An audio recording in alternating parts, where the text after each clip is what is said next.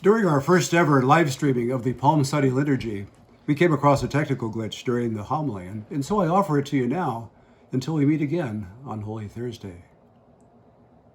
This Palm Sunday, perhaps more than any other Sunday in our lives, we long for freedom.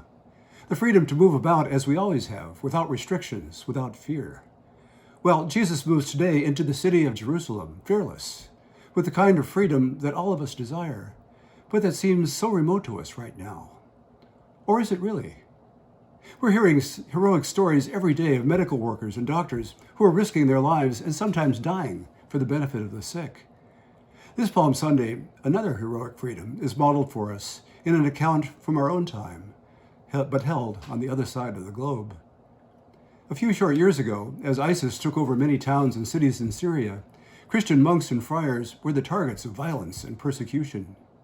This was intended to undermine the deeply rooted spirituality of the remaining Christians in the area. As ISIS advanced, many of the religious fled into the mountains with their Christian flocks. But when the invading forces overran one particular village, all the monks had fled, except for one. On learning that a single monk dared to remain, the enraged head of the invading squad marched up to the monastery and kicked in the gate. There in the courtyard stood the defiant monk. "Do you know who I am?" the commander roared. "I am the one who can behead you with a knife without flinching." The monk replied, keeping his ground, "And do you know who I am? I am the one who can let you behead me with a knife without flinching." The commander, with his own standard of lust for power and control, cannot comprehend this crazy monk who's standing before him. The monk possesses a centeredness in God that enables him to detach himself from ambitions and quests for power in order to find the peace and hope in the security of God's presence, no matter what. The monk mirrors the Jesus of Holy Week, who empties himself of his divinity to take on our humanity and much suffering to restore us to the peace and compassion of God.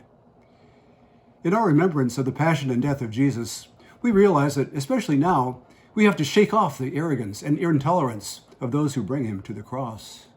We need the peace and centeredness in God that supported Jesus in his isolation and abandonment, while he was confronted by the turning crowd, the temple leaders, the civil authorities, the soldiers who carried out the terrible work of that day. How can we work on that peace while we ourselves are isolated and sometimes alone? Well, Father Mike had some suggestions in his reflections this past week. First, pray. Memorized prayer or spontaneous prayer are both okay. Spontaneous prayer that's just an ongoing conversation with God is perfectly all right. Establish a daily schedule, a set time for prayer, exercise, meals taken together. Stay connected with God and with each other by phone or social media. Limit the intake of news. Know just enough to be healthy, but don't become consumed by the news cycle. Let us use this time to remind ourselves of all that we owe to the one who stood alone, centered in the strength of God, and who gave himself completely and of his own choosing for all of us.